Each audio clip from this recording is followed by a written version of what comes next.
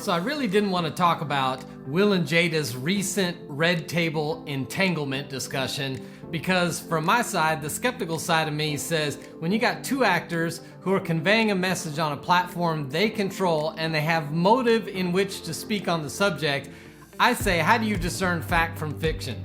But I've had enough people ask me, what do you think about the discussion? What do you think about the takeaways, their talk about relationship? And so today I just want to give you 5 practical takeaways from the red table entanglement discussion. That's today on Relation Shots. Welcome to Relation Shots. My name's Eric Wooten. If this is your first time hanging out with us, welcome. We're glad you're here. If you wouldn't mind, go ahead and click the subscribe button and the bell notification so you don't miss upcoming interviews and videos right here on Relation Shots. So I'm gonna give you a little context today in case you've been off grid or under a rock. Here's what's happened over the last few weeks. We had an R&B artist named August Alsina who came out and said that he and Jada Pinkett Smith, Will Smith's wife, had a relationship a few years back. In response to that, Will and Jada used Jada's platform, the Red Table Talks, it can be found on Facebook, to kind of counteract his story and correct some things that they felt were not accurate in their Red Table Talk, only to have August turn around the very next day and release his latest song called Entanglements to kind of refute some of the stuff that they said in the lyrics of the song. So that's what got us to this position today. So what I don't want to do today, I do not want to speak on their relationship because I really don't have the details. And there's probably a lot of stuff that none of us know about the workings of their marriage over the last 2 decades. What I do, however, want to talk about are some of the things they said both in this interview and they've said previously because they have a huge platform, they have a lot of influence, and some of the things they said I think could maybe steer people in the wrong direction, but I do think we can have some takeaways, both good and bad, from what they've said. And so today I want to give you 5 practical takeaways from the Red Table entanglement discussion. Thought number 1 is freedom in a relationship is found within boundaries, not in the absence of boundaries in the relationship. So Jada talked about and has talked a lot about this idea of freedom, going all the way back to 2001 in a Vibe magazine interview. She talked about this idea of freedom. She even went on to say that she would probably not put many restrictions on her daughter Willow as she grew up and tried to explore her freedom sexuality-wise. And so she's talked about also many times about how it felt like she was constricted in a box and she was being strangled by all the responsibilities and the roles that people were putting upon her, especially in the context of her marriage and her family.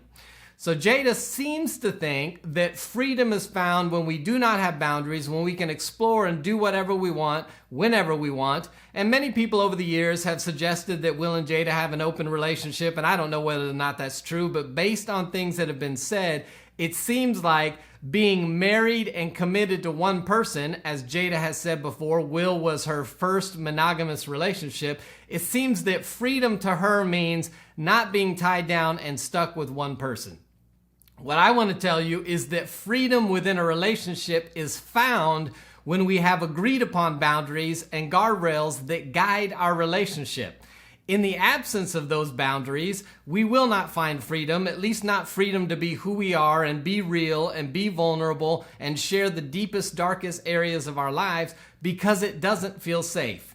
With boundaries that guard our marriage, I now can find a place in marriage where I feel safe enough to share the deepest parts of me, my shame, my struggles, my painful past, my habits, all the things that I don't want to expose to people. Once in a marriage with boundaries, I can begin to feel safe again. So listen, it's not the absence of boundaries. It's not this idea of freedom to do whatever you want that provides a healthy relationship. A healthy relationship is built on structured and clear boundaries within the marriage. So when my wife decides to forego or give up some freedoms in her life on behalf of her commitment to me, that creates a safe place where I can be fully me, fully vulnerable, and still feel like I'll be cared for, taken care of, and secure in the relationship. So freedom is not found in the absence of boundaries, but within boundaries in the relationship. Thought number 2 is that personal healing will not be found in relationship with others. So at one point in the video, Will asked Jada, what were you looking for in this relationship with August? And here's what she said. I just wanted to feel good. It had been so long since I felt good, and it was really a joy just to help heal somebody. I think that had a lot to do with my codependency. She then goes on to talk about how there was just something that made her feel great about helping heal somebody else. In this case, it was August.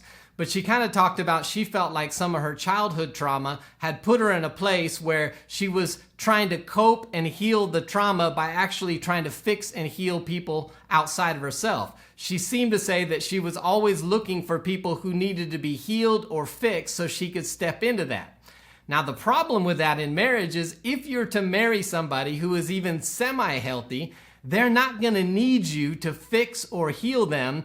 And if your self-worth is attached to their need for you to fix them, you're not going to feel worthy in a relationship. You're not going to feel wanted in a relationship. You're not going to feel valuable or needed in that relationship. And so too many times we have people getting married and their own woundedness, they're trying to heal that through this relationship, through how the other person makes them feel about themselves, through their usefulness in the other person. And that is a setup for you to get hurt even more if the person doesn't need you or want the help that you're trying to give them. So you will never find personal healing by trying to find that in another relationship.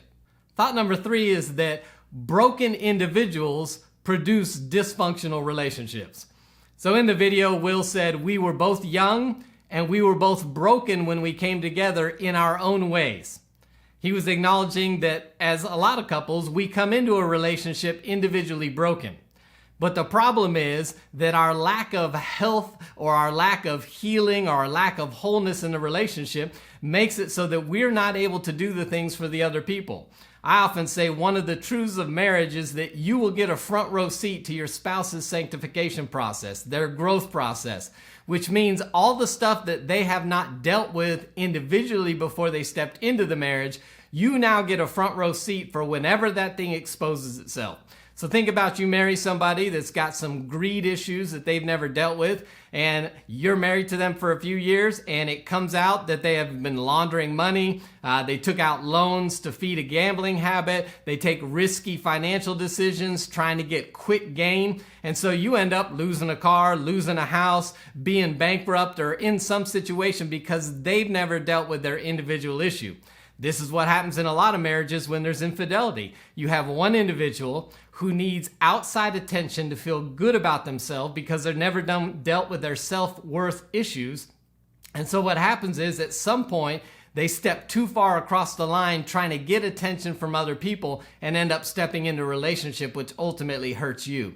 So listen, 2 broken people are going to produce a dysfunctional relationship, which means we all need to do the individual work before we step into a relationship to heal self so that what we bring to the marriage is a better version, a more whole version of who we are. Nobody's perfect. We're all in process, but do the hard work of getting as healthy as you can before you step into a relationship. Otherwise, that relationship is guaranteed to be dysfunctional based on the woundedness of the 2 individuals that come into the relationship. Thought number 4 is just that becoming one in a relationship is not an unrealistic idea, but it's actually a foundational truth for marriage. So Will has been quoted as saying the following: "We had this unrealistic romantic idea that the 2 would become one in marriage. We realized we were 2 completely separate people on 2 completely separate individual journeys and that we were choosing to walk our separate journeys together. Her happiness was her responsibility and my happiness was my responsibility." Now, the thing I would agree with in that is the back end, that our personal happiness is our responsibility. We cannot put that on somebody else. We have to own our contentment and our happiness ourselves. But the whole front end of that, I do not agree with. If you're a Christian, you have to reject that wholeheartedly because the Bible is clear in the book of Genesis that the husband and wife would leave their parents, cleave together, and the 2 would become one flesh. What God joined together, let no man separate. This idea of oneness is a biblical foundational truth for marriage. If you're not a Christian, this just isn't practical either. Just imagine a business with 2 different visions, 2 sets of values. that company's not going to be successful. Pick a country with two different visions going for it. Do you know what that is? That's called civil war. It does not work. You cannot have two completely different journeys and somehow be on one accord together. Becoming one in marriage is having a common vision, some shared values, and one purpose that's driving you in the same direction. Now, do you have individuality? Absolutely. Jada talked about being codependent. That's not healthy. We don't need to be completely dependent on one another, but we can't be completely independent and expect to be going in the same direction. There's something called interdependence, where we are connected to one another with a shared value, but we also retain our individual identities. So this idea of becoming one that Will says is romantic and unrealistic, I disagree wholeheartedly. I think that is the goal of a committed covenant marriage, and we should seek to become one with a shared value, vision, and purpose. And thought number 5 is we won't find healing while pretending. So Jada and Will have put out an image for decades and years that say we're good, we're great, we got our own unique relationship, we love each other, whether it's a red carpet interview or some other interview or the red table talks. They put this message out that says we're doing great, while we just realized in this message that things were not good behind the scenes. And this is a phenomenon not unique to them. Across the world we see this, that people with big platforms, whether it's in Hollywood, business leaders, even church leaders, have a hard time allowing their internal reality to actually be portrayed on the outside. Now I get it, the larger platform you have, the fewer places there are of safety where you can share your struggles and find help and healing. But the reality for all of us is we'll never find healing by hiding what's going on internally. So if you're struggling in your relationship, you need to reach out. You need to find some people that can come alongside you, that can help you in the healing process. You're never going to get where you're trying to go as far as healing and taking care of the broken areas of the relationship, overcoming conflict that keeps you in cycles and keeps you stuck, without allowing some other people in to see what's really going on in the inside. So those are just 5 thoughts, the takeaways on the Will and Jada red table entanglement discussion. I hope they were helpful to you. I'd love to hear a little bit more about your thoughts on them and have a discussion in the comment section below. So drop a comment. Let's talk a little bit about it. And if you think this video would be helpful to anybody you know, consider sharing it with a friend. I look forward to seeing you next time right here on Relation Shots.